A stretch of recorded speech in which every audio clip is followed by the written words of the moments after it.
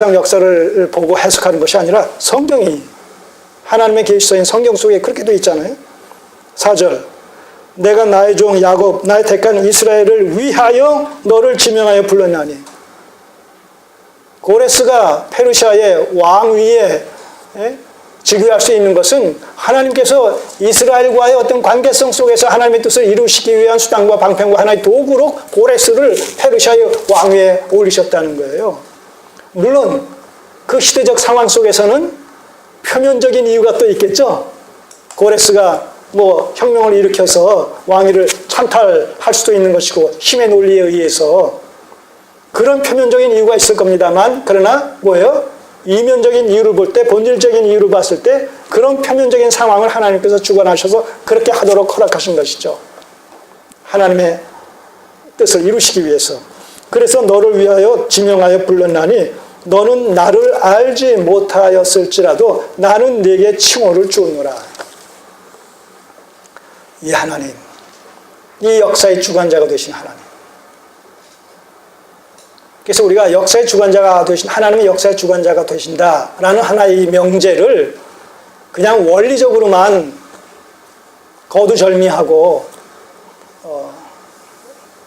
명제적으로 이해할 것이 아니라 왜 역사의 주관자가 되신 하나님이라는 명제가, 원리와 원칙이 도출될 수밖에 없느냐라는 그 배경, 상황, 이것을 성경을 통해서 분명하고 확실하게 정립을 해야 된단 말이죠. 그래야지 그 하나님께서 오늘도 21세기 역사를 주관하시는 분이시며 동시에 그분은 우리의 아버지가 되시고 우리는 그분의 자녀가 된다라는 이런 관계가 형성될 수 있는 것이죠. 그래서 오늘 우리가 기독교 신앙관을 가지고 하나님을 믿는다. 그래서 하나님은 우리의 아버지가 되시고 우리는 그분의 자녀들이 된다. 백성이 된다. 참 복 중에 복이고 상급 중에 상급인 거죠. 근데 이 사실을 우리가 너무나 인식하지를 못하는 거예요. 이것이 얼마나 엄청난 능력이고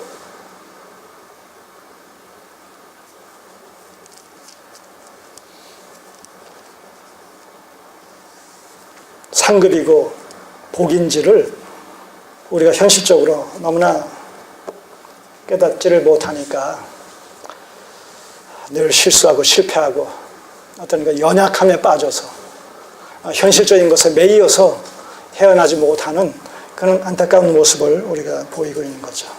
자, 다시 역대하 20장으로 돌아오셔서 이방 사람의 모든 나라를 다스리지 아니하시나이까. 이 말에 대해서 우리가 지금 살펴본 겁니다.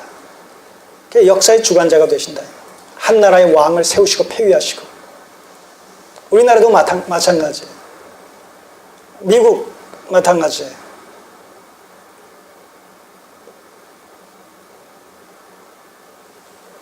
전 세계 시세말로 얘기하면 괴짜 대통령들이 지금 당선이 되고 있는 추세라는 그런 우리가 신문의 기사들을 보게 됩니다. 그것도 하나님의 뜻 가운데서 허락하셔서 그렇게 되어지는 것이다. 우리는 이렇게 해석할 수밖에 없어요. 그러니까 그런 것들이 전 세계 평화와 안녕을 위해서 유익된 것인지 불행한 것인지 우리는 몰라요. 이렇게 저렇게 판단을 하지만, 그러나 궁극적인 것은 뭐예요? 하나님의 기뻐하시는 뜻대로 그렇게 저들을 사용하시고 이끄셔서 결국 궁극적으로 하나님의 뜻을 이루어 가실 것이다라는 사실을 우리는 알게 되는 것이죠. 그래서 그 사람에 의해서 기분이 좋고 나쁘고가 아니라 우리는 오직 하나님의 뜻이 이러거나 저러거나 하나님의 뜻이 이루어지기를 간절히 구할 뿐이죠.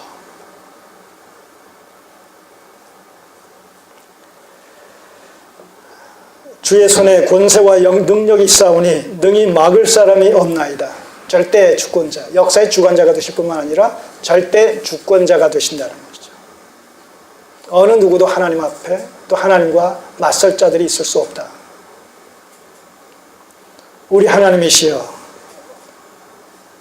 이제 바른 신관에 입각한 바른 역사관을 또 역사관에 입각해서 하나님 앞에 기도하는 내용입니다. 7절에 우리 하나님이시여 전에 이 땅 거민을 주의 백성 이스라엘 앞에서 쫓아내시고 그 땅으로 주의 벗 아브라함의 자손에게 영영히 주지 아니하셨나이까. 뭐에 대해서 얘기하는 거예요? 우리 하나님이시여 전에 이 땅 거민을 주의 백성 이스라엘 앞에서 쫓아내시고 아브라함 언약의 근거에서 이스라엘 백성들을 모으시고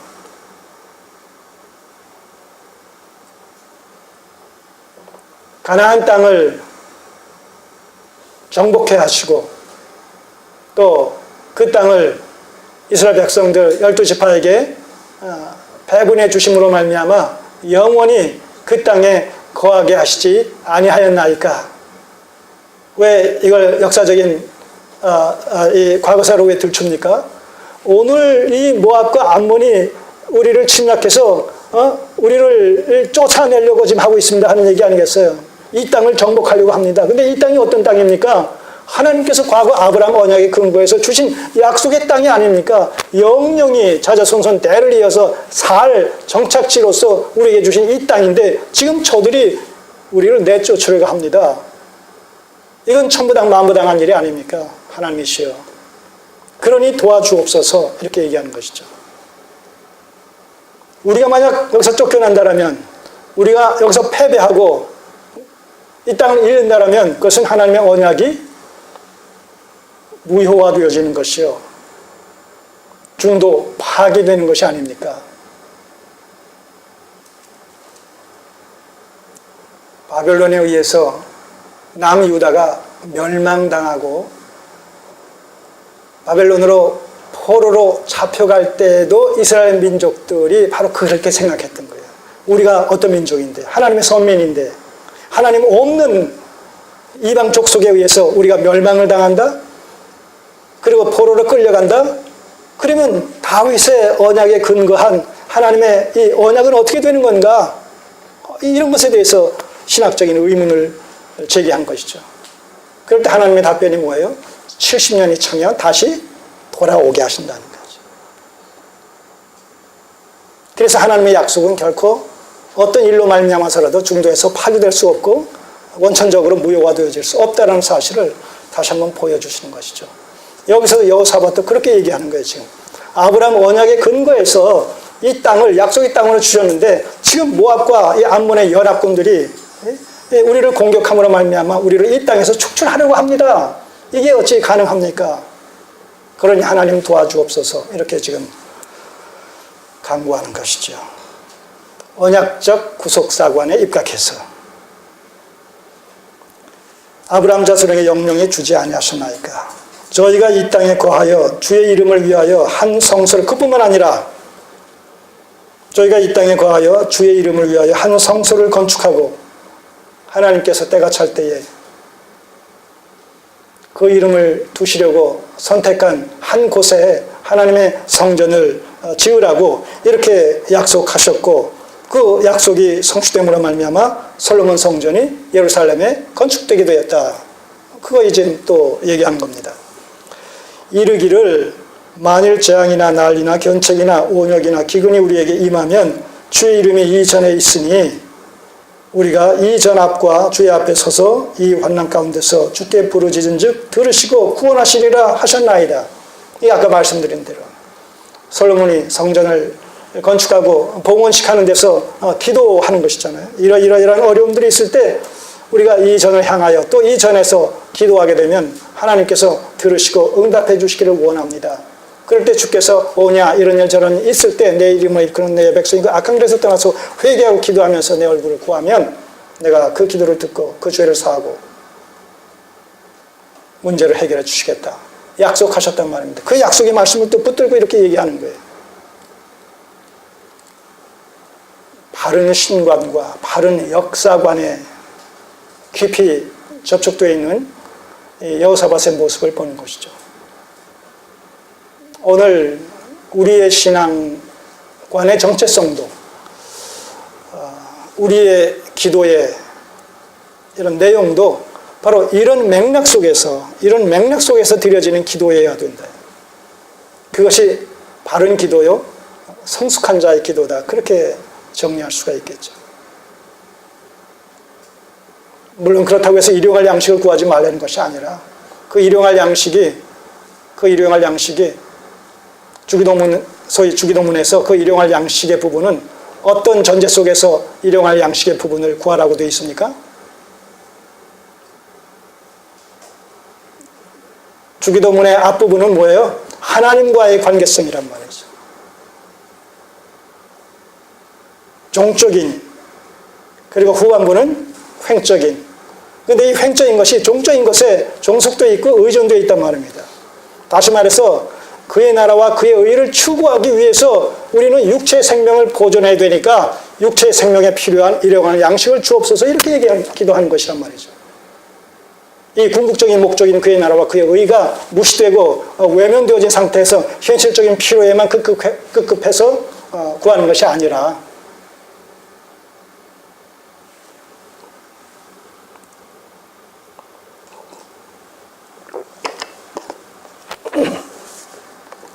이런 말씀들을 같이 이렇게 상고하다 보면 이 현실적인 기독교의 어떤 정체성, 기독교 신앙의 정체성, 사람들이 믿고 있고 갖고 있다라는 기독교라는 어떤 정체성이 얼마나 성경적인 원리에서 이탈되어 있는지, 우리가 안다고 하고 믿는다고 하고 있는 그 하나님이 얼마나 성경에서 계시되어진 하나님과 동떨어진 하나님인지, 이런 것을 자꾸 재확인하게 됩니다. 그래서 개혁된 교회는 지속적으로 개혁되어져야만 되는 것이지, 한번 개혁으로 끝나게 되면 우리의 타락한 이 종교성에서부터 나와지는 우리의 신앙이라는 것은 끊임없이 빗나간단 말이죠.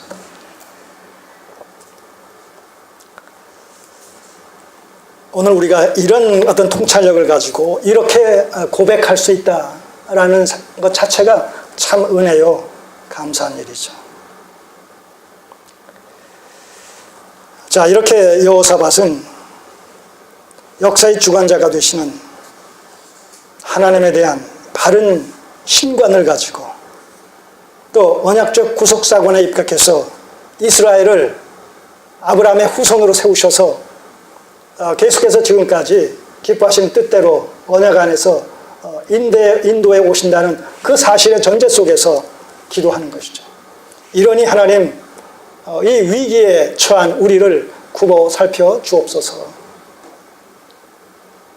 하나님께서 외면하실 수 있겠어요? 이런 기도 앞에, 이 기도에 하나님께서 응답하시지 않으실 수가 있겠어요? 그래서 후반부에 가면 하나님의 초자연적인 어떤 그 역사와 임재하심으로, 간섭하심으로 말미암아 대승을, 한 병사의 죽음도 없이 대승을 거둡니다. 자, 그리고 10절, 11절에 아까 우리가 처음 봤던 대로 이 모압과 암몬의 역사적인 기원에 대해서 잠깐 살펴본 내용이 나옵니다. 그래서 이들은 먼 이스라엘과 우리와 친척 관계에 있기 때문에 광야 여정길에서 저들을 만나서 좀 길을 터달라고 했을 때 저들이 허락지 않음으로 말미암아 거기서 하나님의 능력으로 저들을 멸할 수 있으심에도 불구하고 그러한 그 인척관계다라는 것에 염두에 두시고 은혜를 베푸셔서 우회해서 돌아갈 것을 말씀하심으로 말미암아 그렇게 했는데, 오늘날 저들이 배은망덕하게도 우리를